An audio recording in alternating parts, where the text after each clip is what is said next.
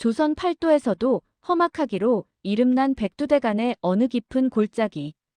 이곳은 해가 지기도 전에 짙은 안개가 발목을 휘감고 짐승들의 울음소리가 산맥의 등뼈를 타고 흐르는 외딴 곳입니다. 이 깊은 산속, 낡은 초가집 한 채를 지키며 살아가는 노포수 천수는 한때 호랑이를 잡던 착호갑사로 명성이 자자했습니다. 하지만 세월의 무게는 비켜갈 수 없었던 법. 수십 년 전 거대한 맹수와의 사투 끝에 얻은 상처로 인해 그의 두 눈은 이제 한치 앞의 사물조차 흐릿하게 보일 정도로 침침해져 있었습니다. 그날 밤은 유독 기괴했습니다. 하늘에는 구멍이라도 뚫린 듯 장대비가 쏟아졌고 마른 하늘에선 벼락이 내리치며 산 그림자를 번뜩이는 칼날처럼 갈기갈기 찢어놓고 있었습니다. 천수는 욱신거리는 무릎을 만지며 툇마루에 앉아 빗소리를 듣고 있었습니다. 그때였습니다. 빗소리 사이로 섞여 들어오는 아주 가냘픈 비명, 그리고 그 뒤를 쫓는 수십 마리 늑대들의 살기 어린 울음소리가 천수의 예민한 귀를 자극했습니다. 이 밤중에 어떤 가련한 목숨이 산신령의 노여움을 샀단 말인가. 천수는 녹슬어가는 조총 대신 대나무 지팡이를 짚고 산길을 나섰습니다. 눈은 보이지 않았지만 산의 숨결을 읽는 그의 감각은 여전히 살아있었습니다. 소리를 따라 도착한 곳은 벼랑 끝에 작은 동굴 앞이었습니다. 그곳에는 굶주린 늑대 10여 마리가 무언가를 애워싸고 있었습니다. 늑대들은 평소답지 않게 극도의 공포와 굶주림이 뒤섞인 기이한 반응을 보이며 가운데 놓인 작은 생명체를 향해 으르렁거리고 있었습니다. 천수는 지팡이를 휘둘러 늑대들을 몰아냈습니다. 평생 산짐승을 상대해온 포수의 기세에 눌린 늑대들은 꼬리를 내리며 빗속으로 사라졌습니다. 늑대들이 물러간 자리, 진흙탕 속에 웅크리고 있는 것은 털이 다 젖어 볼품없는 작은 누렁이 한 마리였습니다. 허허, 요놈 봐라. 이 험한 산중에 개새끼가 어찌 여기까지 흘러 들어왔누? 천수는 떨고 있는 짐승을 조심스레 품에 안았습니다. 눈이 침침한 그에게는 그저 덩치 큰 강아지 한 마리로 보일 뿐이었습니다. 하지만 그가 알지 못한 사실이 있었습니다. 그 작은 짐승이 천수의 품에 안기는 순간 쏟아지던 빗줄기가 잠시 멈추고 온 산의 짐승들이 일제히 숨을 죽였다는 것을 말입니다. 그것은 단순한 길 잃은 개가 아니었습니다. 훗날 산맥 전체를 호령하고 산신령들조차 무릎 꿇게 만들 백두산의 진정한 주인, 영물 호랑이의 새끼였습니다. 천수는 녀석의 털이 빗물에 젖어 복슬복슬하다는 이유로 그저 복실이라는 이름을 붙여주었습니다. 차가운 빗물 속에서 시작된 이 기이한 인연은 퇴물포수의 쓸쓸한 노년을 뒤흔들 거대한 운명의 서막이었습니다. 천수는 자신의 품 안에서 쌕쌕거리며 숨을 몰아쉬는 이 작은 생명이 훗날 자신을 향해 달려드는 모든 악귀와 탐관 오리들을 벌벌 떨게 할 산군이라는 사실을 꿈에도 모른 채 집으로 향했습니다. 빗줄기가 잦아든 이튿날 아침, 천수의 초가집 마당에는 생경한 활기가 감돌았습니다. 어젯밤 죽음의 문턱에서 건져올린 작은 생명체는 천수가 챙겨준 따뜻한 미음한 그릇을 개눈 감추듯 비워내고는 마당 한 구석, 볕이 잘 드는 곳에 배를 깔고 누웠습니다. 천수는 침침한 눈을 비비며 녀석을 가만히 내려다보았습니다. 허허, 요놈 참 털 색깔이 곱구나. 누런 것이 꼭 가을날 잘 익은 벼 이삭 같네. 눈이 어두운 천수에게는 녀석의 몸에 새겨진 검은 줄무늬가 그저 빗물에 젖어 뭉친 털처럼 보였습니다. 녀석의 꼬리는 개치고는 굵고 길었으며 발바닥은 갓 태어난 강아지라기엔 믿기지 않을 만큼 두툼하고 단단했습니다. 천수는 녀석의 머리를 투박한 손으로 쓰다듬으며 복실이라는 이름을 다시 한번 불러주었습니다. 그때마다 복실이는 꼬리를 흔드는 대신 목저 깊은 곳에서 그르르 소리를 내며 기분 좋은 듯 눈을 가늘게 떴습니다. 하지만 며칠이 지나지 않아 복실이의 기이함이 하나둘 드러나기 시작했습니다. 가장 먼저 변한 것은 마을 개들의 태도였습니다. 평소 천수의 집 근처를 제 집 안방처럼 드나들던 들개들과 마을에 사나운 사냥개들이 어느 날부터인가 천수의 집 앞마당 근처에도 오지 못하고 멀찍이서 낑낑대며 꼬리를 내리는 것이었습니다. 심지어 마을에서 가장 용맹하다는 사냥개 번개조차 복실이와 눈이 마주치자마자 뒷걸음질을 치더니 급기야는 거품을 물고 실신해버리는 해괴한 일이 벌어졌습니다. 우리 복실이가 성깔이 좀 있나 보네. 동네 개들이 근처에도 못 오니 말이야.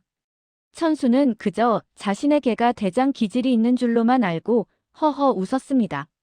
하지만 복실이의 기이한 성장은 거기서 끝이 아니었습니다. 태어난 지 고작 한 달 남짓 되었을 법한 녀석이 어느 날 밤 마당으로 침입한 구렁이를 단 한 번의 앞발질로 제압하는 광경을 천수는 흐릿한 시력으로나마 목격했습니다. 이 녀석은 짖지 않았습니다. 대신 산맥의 공기를 얼어붙게 만드는 낮고 묵직한 울림을 뱉어냈습니다.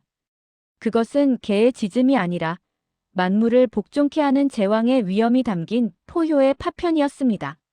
식성 또한 평범하지 않았습니다. 천수가 정성껏 끓여준 죽보다는 산에서 직접 물어온 신선한 고기에 더 큰 반응을 보였습니다. 이 녀석이 자랄수록 초가집 주변에는 이상한 현상이 계속되었습니다. 밤마다 이름 모를 산짐승들이 마당 근처에 과일이나 죽은 산토끼를 두고 가는 일이 잦아진 것입니다. 마치 산의 모든 생명체가 이 초가집에 머무는 작은 주인에게 조공을 바치는 듯한 형국이었습니다. 천수는 가끔 복실이의 눈을 가만히 들여다보곤 했습니다. 그 눈 속에는 강아지의 천진난만함 대신 수천 년을 이어온 산의 지혜와 차가운 이성이 서려 있었습니다.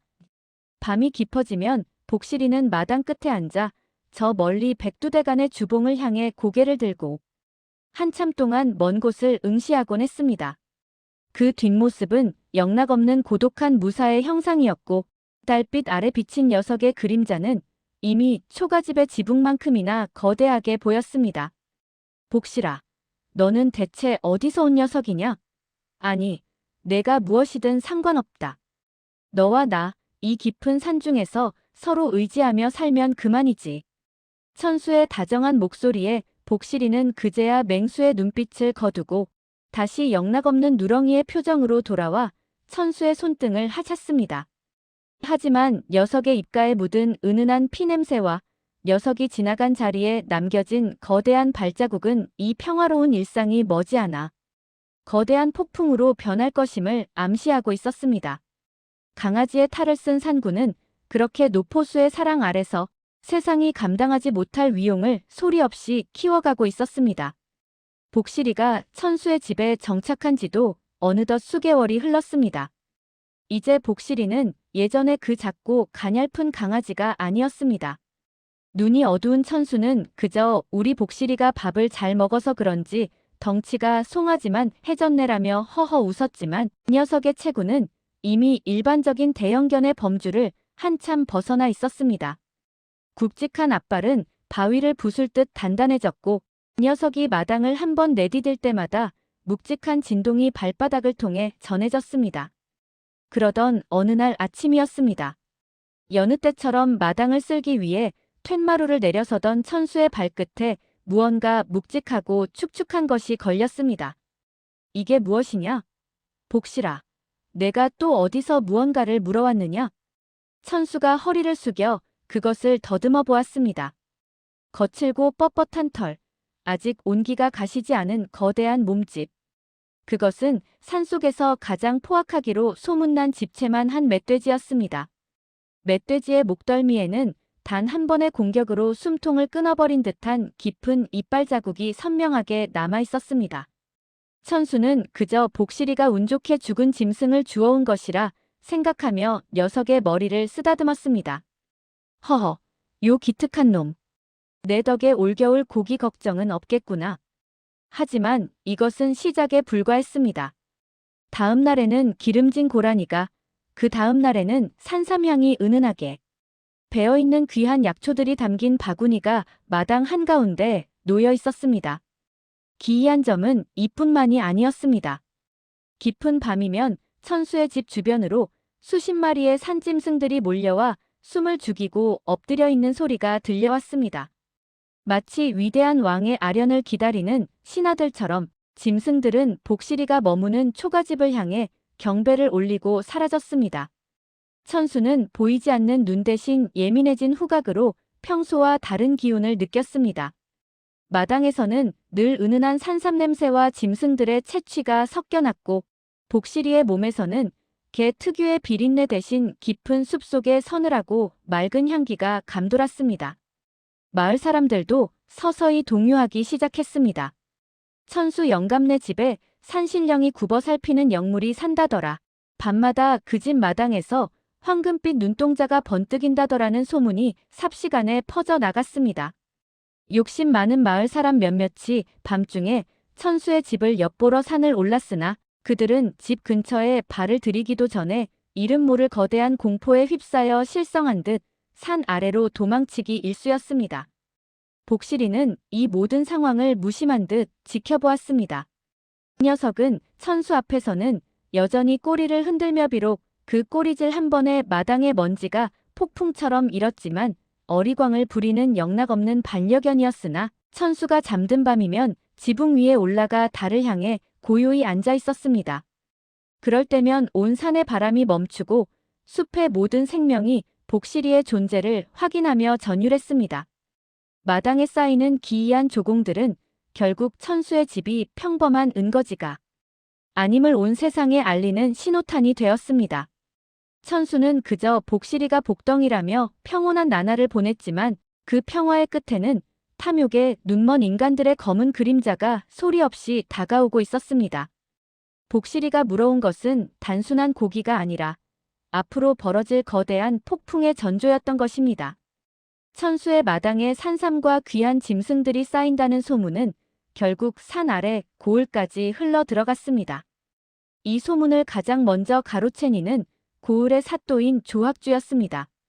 그는 백성들의 고열을 짜내는 데에 도 같은 자였으며 기이한 영물이나 보물에 대한 탐욕이 남달랐습니다.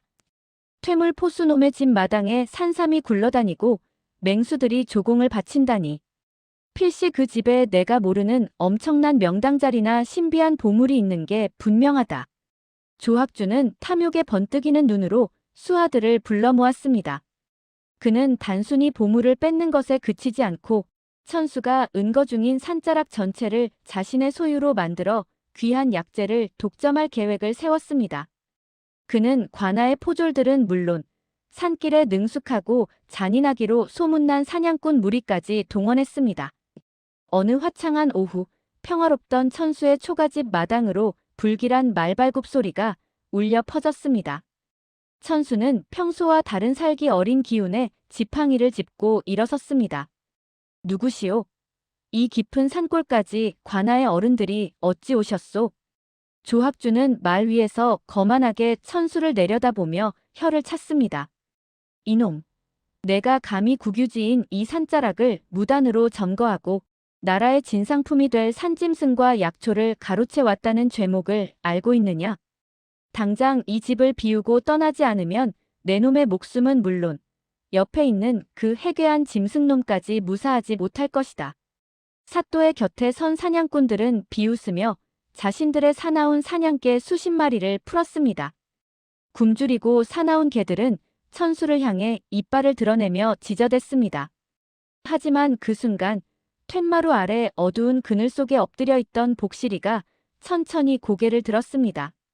복실이의 황금빛 눈동자가 번뜩이는 순간 조학주의 사냥개들은 일제히 짖던 소리를 멈추었습니다.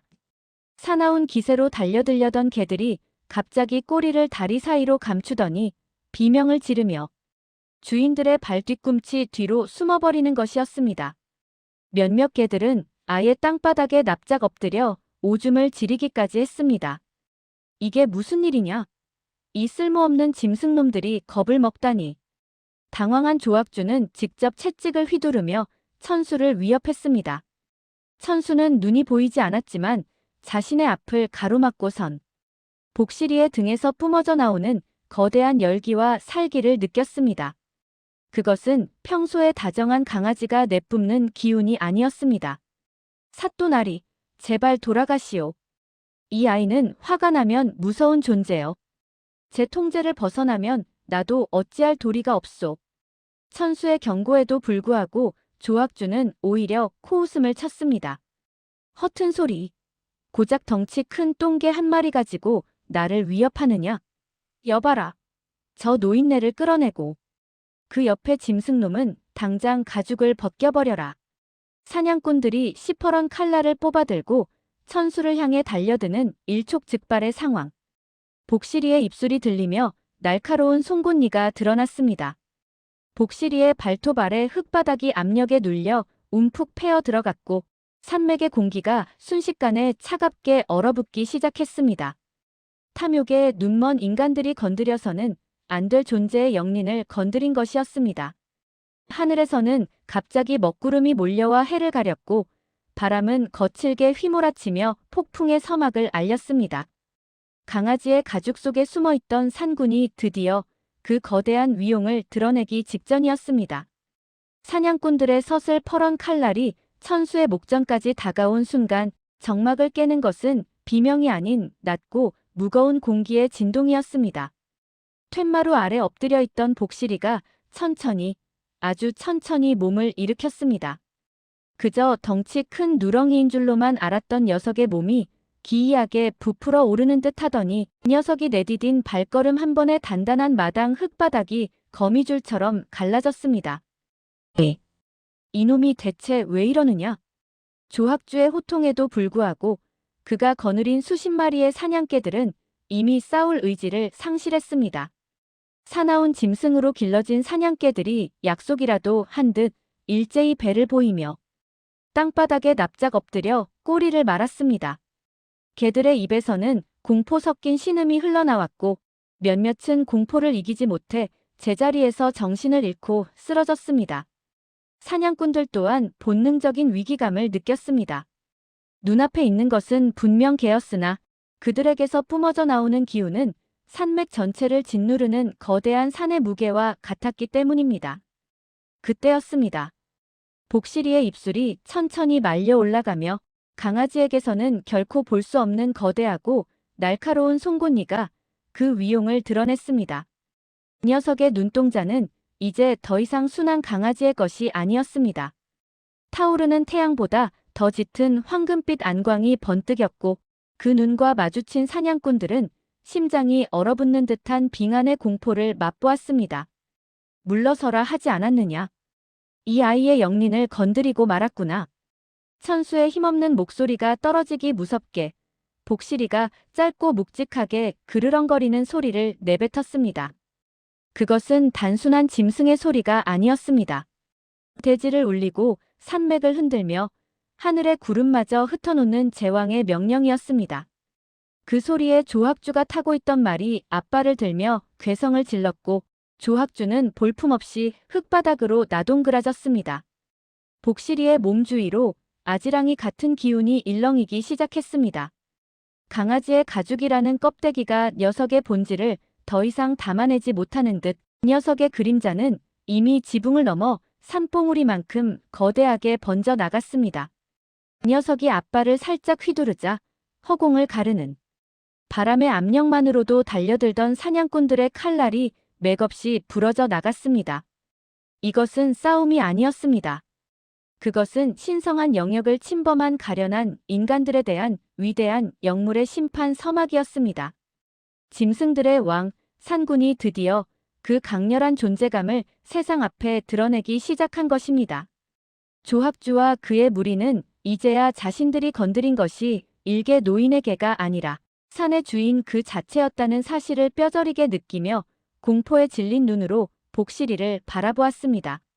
조학주와 사냥꾼들이 공포에 질려 뒷걸음질 치던 그 찰나 초가집 마당을 감싸던 공기의 흐름이 완전히 바뀌었습니다. 하늘을 뒤덮은 먹구름 사이로 한 줄기 서늘한 달빛이 내리쬐자 복실이의 몸을 감싸고 있던 기이한 아지랑이가 폭발하듯 팽창하기 시작했습니다.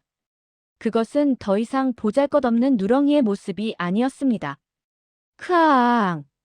마침내 강아지의 탈을 벗어 던진 산군의 포효가 터져 나왔습니다. 그 소리는 단순히 짐승이 울부짖는 소리가 아니었습니다. 집안을 뒤흔들고 산맥의 등뼈를 타고 흐르며 구천의 귀신들마저 벌벌 떨게 만드는 천둥 소리와 같았습니다. 초가집의 석가래가 비명을 지르며 흔들렸고 마당의 장독대들은 그 진동을 이기지 못해 일제히 박살이 났습니다. 포효가 잦아든 자리에는 집채만 한 거구를 자랑하는 백두산. 호랑이, 영물 중의 영물인 백호가 우뚝 서 있었습니다. 눈부시게 하얀 털 위로 새겨진 칠흑 같은 검은 줄무늬는 마치 신령이 직접 그려넣은 부적처럼 위엄이 넘쳤습니다. 타오르는 태양을 그대로 박아 넣은 듯한 황금빛 안광이 조학주를 꿰뚫었습니다. 산군이다. 진짜 산군이 나타났다. 사냥꾼 중 하나가 비명을 지르며 정신을 놓아버렸습니다. 조학주는 이미 자신의 바지가 젖어가는 줄도 모른 채 흙바닥에 주저앉아 입만 벌리고 있었습니다. 그가 끌고 온 사냥개들은 이미 거품을 물고 실신했거나 본능적인 공포에 질려 땅을 파고 머리를 처박은 채 목숨을 구걸하고 있었습니다. 호랑이로 변한 복실이는 천천히 조학주에게 다가갔습니다. 녀석이 한 발짝을 내디딜 때마다 육중한 앞발에 눌린 땅바닥이 움푹 패어 들어갔습니다. 조학주의 코앞에 멈춰선 거대한 맹수는 낮게 으르렁거렸습니다. 그 진동만으로도 조학주의 오장육부가 뒤틀리는 듯한 고통이 전해졌습니다. 감히 범접할 수 없는 자연의 경외심과 압도적인 죽음의 공포가 그를 지배했습니다. 그때 소란스러운 소리에 놀란 천수가 더듬거리며 마당으로 나왔습니다. 복실아, 복실아, 어디 있느냐? 이 소리는 대체 무엇이고 왜 이리 찬바람이 부는 게냐? 천수가 허공을 향해 손을 뻗자 금방이라도 조학주의 머리를 박살낼 것 같던 거대한 호랑이의 살기가 순식간에 사라졌습니다. 백호는 고개를 돌려 천수를 바라보았습니다. 방금까지 세상을 멸망시킬 듯 포효하던 맹수의 눈에 다시금 따스하고 애틋한 빛이 감돌았습니다. 백호는 조학주를 비웃듯 한번 노려본 뒤 조심스럽게 천수의 손바닥 아래로 자신의 거대한 머리를 들이밀었습니다. 눈먼 천수의 투박한 손이 호랑이의 이마에 닿았습니다. 천수는 평소보다 훨씬 거대하고 단단해진 털의 질감에 잠시 의아해했지만 이내 인자한 미소를 지었습니다. 허허, 우리 복실이 몸이 왜 이리 뜨겁누? 아주 듬직해졌구나. 그 광경을 지켜보던 인간들은 경악을 금치 못했습니다. 산맥을 호령하는 공포의 상징인 산군이 눈먼 노인의 손길 아래서 마치 어린 강아지처럼 순종적인 모습을 보이고 있었기 때문입니다. 하지만 조학주와 무례배들에게 남겨진 것은 감동이 아닌 곧 들이닥칠 신령의 심판에 대한 처절한 공포뿐이었습니다. 거대한 백호의 포효가 잦아든 숲은 기이할 정도로 고요해졌습니다. 하지만 그 정적은 평화가 아닌 더 거대한 존재들이 강림하기 전에 압도적인 긴장감이었습니다. 조학주와 그 수하들이 공포에 질려 숨조차 쉬지 못하고 있을 때 초가집 주변의 어둠 속에서 푸르스름한 안개와 함께 기이한 형체들이 하나둘 모습을 드러내기 시작했습니다. 그것은 마을 전설 속에서나 전해 내려오던 이 산의 진짜 주인들이었습니다. 수백 년 묵은 아름드리 소나무의 정령, 골짜기를 다스리는 물의 신, 그리고 험준한 바위산을 지키는 산신령들이 하나둘 마당으로 모여들었습니다. 인간의 눈에는 보이지 않던 요괴들과 도깨비들조차 보름달의 기운을 빌려 그 모습을 드러냈습니다. 조학주는 눈앞에 펼쳐진 비현실적인 광경에 넋이 나간 채 입만 벌리고 있었습니다. 산의 주인께서 드디어 그 위용을 드러내셨구나. 나뭇잎으로 만든 도포를 입은 백발의 노인 형상을 한 산신령이 가장 먼저 앞으로 나왔습니다. 그는 조학주와 무례배들은 안중에도 없다는 듯 거대한 백호 앞에 다가가 정중히 무릎을 꿇었습니다. 뒤이어 나타난 수십 명의 정령과 요괴들도 백호의 발치 앞에 일제히 머리를 조아렸습니다. 천지를 호령하던 산의 신령들이 천수가 키우던 복실이 앞에 신하로서 예를 갖추는 전대미문이 사건이 벌어진 것입니다. 이 압도적인 신성함 앞에 조학주와 그 무리는 자신들이 저지른 죄의 무게를 깨달았습니다. 단순히 눈먼 노인을 괴롭히고 개를 뺏으려 했던 행위가 사실은 이 땅의 근간을 뒤흔드는 신성을 모독한 일이었음을 알게 된 것입니다. 산신령은 고개를 들어 공포에 질린 조학주를 서늘한 눈빛으로 쳐다보았습니다. 탐욕에 눈먼 가련한 인간아. 감히 어느 안전이라고 이곳을 침범하여 산군님의 안식을 방해하느냐? 너의 죄는 산의 법도로 다스려질 것이다. 산신령의 꾸짖음이 떨어지자마자 조학주와 무례배들의 발밑에서 넝쿨들이 뱀처럼 솟아올라 그들의 몸을 옥죄기 시작했습니다. 그들은 비명을 지르며 용서를 구했으나 이미 늦은 일이었습니다. 요괴들의 비웃음 소리가 숲을 메웠고 인간들의 탐욕은 그렇게 산의 기운에 집어삼켜졌습니다. 그 와중에도 천수는 이 모든 광경을 보지 못한 채 자신의 앞에 있는 존재가 그저 털이 부드러운 복실이라 믿고 있었습니다. 복실아, 손님들이 오신 모양인데 다들 왜 이리 조용하냐? 천수의 순박한 질문에 백호는 신령들을 향해 짧게 눈짓했습니다. 그러자 방금까지 위험을 내뿜던 산신령들과 요괴들은 천수가 눈치채지 못하도록 소리 없이 안개 속으로 흩어졌습니다. 백호는 다시 한번 천수의 손길에 자신의 커다란 머리를 맡겼습니다. 세상을 벌벌 떨게 한 제왕의 존재감은 천수 앞에서만큼은 온데간데 없이 사라지고 오직 한 노인을 지키는 충직한 동반자의 모습만이 남았습니다.